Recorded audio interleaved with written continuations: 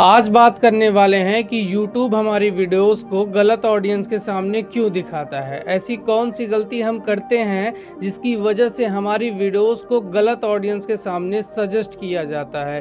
क्योंकि हम इतना ज़्यादा मेहनत करके एक वीडियोस बनाते हैं और हमारी वीडियोस अगर सही ऑडियंस के सामने नहीं पहुंचेगी तो इतना मेहनत करने का क्या ही मतलब है। तो आज की इस वीडियोस में इन 5 गलतियों के बारे में जानेंगे और साथ ही साथ वीडियो के लास्ट में ये भी जानेंगे कि कैसे आप अपने सही ऑडियंस को पहचान सकते हैं। तो वीडियोस को लास्ट तक देखिएगा। चलिए वीडियोस को स्टार्ट करते हैं। मिस्टेक नंबर 1, नीश का क्लियर ना होना। अगर आप टेक से रिलेटेड वीडियोस बनाते हैं और कल आपने ब्लॉगिंग से रिलेटेड वीडियोस अपलोड कर दी, परसों आप मोटिवेशनल वीडियोस अपलोड कर रहे हैं, अगर आप ऐसा करते हैं तो यूट्यूब का एल्गोरिथम आपकी सही ऑडियंस को फाइंड नहीं कर पाता, जिसकी वजह से वो हर जगह तुम्हारी वीडियोस को सजेस्ट करना स्टार्ट करता है और टेस्ट करना स्टार्ट करता है, जिससे तुम्हारी वीडियोस पे गलत ऑडियंस क्लिक कर देती है और तुम्हारे वीडियोस का रिटेंशन डाउन हो जाता है, जिसकी वजह से तुम्हारे वीडियोस पे इंप्रेशन आना बंद हो जाता है। And mistake number 2, misleading thumbnail and title. अगर आपकी वीडियोस का टाइटल एंड थंबनेल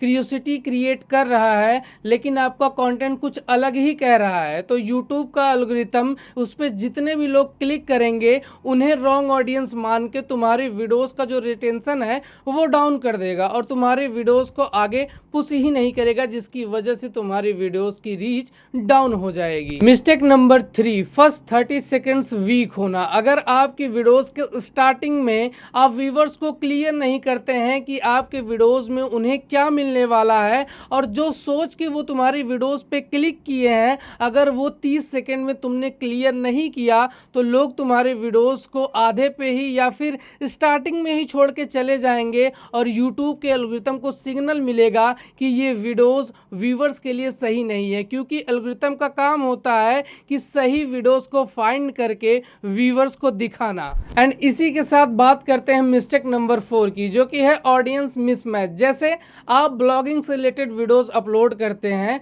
और एक दिन अचानक से आप कुकिंग से रिलेटेड वीडियोस अपलोड कर दे रहे हैं, तो जो आपके सब्सक्राइबर्स होंगे वो कंफ्यूज हो जाएंगे और वो तुम्हारी वीडियोस को देखेंगे नहीं, जिसकी वजह से तुम बहुत ज़्यादा परेशान हो जाओगे कि वीडियोस पे व्यूज़ नहीं आ रहा है और तुम अपने वीडियोस का टाइटल एंड थंबनेल चेंज करना स्टार्ट करोगे तो यूट्यूब का एल्गोरिथम तुम्हारी वीडियोस को दूसरों को सजेस्ट करना स्टार्ट करेगा। तो वो टेस्ट करेगा कि कौन सी टाइप्स की ऑडियंस तुम्हारे वीडियोस को देखना पसंद कर रही है। अगर तुम्हारे वीडियोस को लास्ट तक देखा जाएगा तो यूट्यूब तुम्हारे वीडियोस को पुश करेगा, नहीं तो नहीं करेगा, क्योंकि तुम्हारे जो सब्सक्राइबर्स थे वो पहले से तुम्हारी वीडियोस का रिटेंशन गिरा चुके हैं, तो उस वीडियोस को कम से कम पुश किया जाएगा। मिस्टेक नंबर 5 है मिसलीडिंग मेटा डेटा, जिसमें डिस्क्रिप्शंस और टैग आते हैं। जैसे आपने कोई वीडियोस बनाई जो कि है पनीर कैसे बनाए और तुमने अपने डिस्क्रिप्शंस में लिख दिया पकौड़ी ऐसे बनाई जाती है, छाछ ऐसे बनाए जाते हैं, तो उसे कहते हैं मिसलीडिंग मेटा डेटा। अगर आप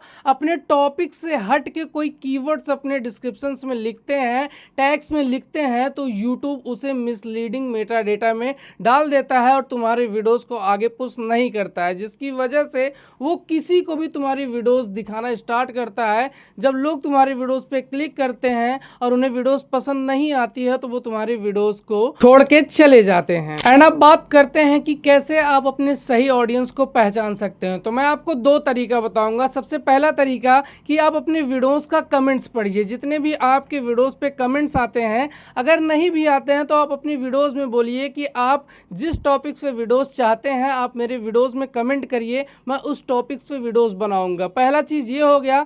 और दूसरा चीज़, जब आपकी वीडियोस पे व्यूज़ आना स्टार्ट होते हैं तो आप देखेंगे कि उसमें सजेस्टेड से व्यूज़ आते हैं। तो जो सजेस्टेड से व्यूज़ आते हैं उस पर जिस टाइप्स की वीडियोस व्यूवर्स देखता है उसी टाइप्स की वीडियोस पे आप काम करें, उसी टाइप्स की वीडियोस को बनाएं, ताकि आपको पता चल सके कि आपकी ऑडियंस का देखना पसंद करती है और आपकी राइट ऑडियंस कौन है। उम्मीद करता हूं कि तुम्हें बातें समझ में आ गई होगी। तो मिलते हैं ऐसे नेक्स्ट वीडियो में, तब तक के लिए बाय बाय।